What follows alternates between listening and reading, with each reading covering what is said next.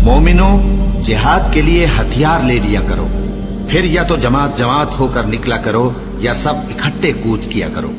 और तुम में कोई ऐसा भी है कि खामखा देर लगाता है और पीछे रह जाता है, फिर अगर तुम पर कोई मुसीबत पड़ जाए तो कहता है कि अल्लाह ने मुझ पर बड़ी मेहरबानी की कि मैं उनमें मौजूद न था। और अगर अल्लाह तुम पर फजल करे तो इस तरह से कि गोया तुम में उसमें दोस्ती थी ही नहीं, अफसोस करता और कहता है कि काश मैं भी उनके साथ होता तो मकसद अजीम हासिल होता।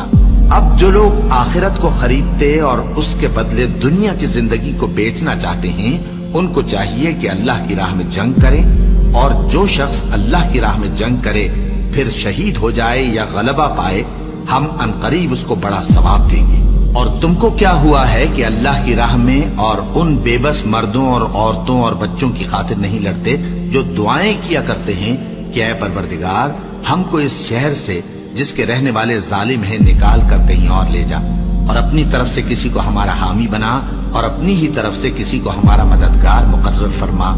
जो मोमिन हैं वो तो अल्लाह की राह में लड़ते हैं, और जो काफिर हैं वो शैतान की राह में लड़ते हैं। सो तुम शैतान के मददगारों से लड़ो और डरो मत, क्योंकि शैतान का दाव कमजोर होता है।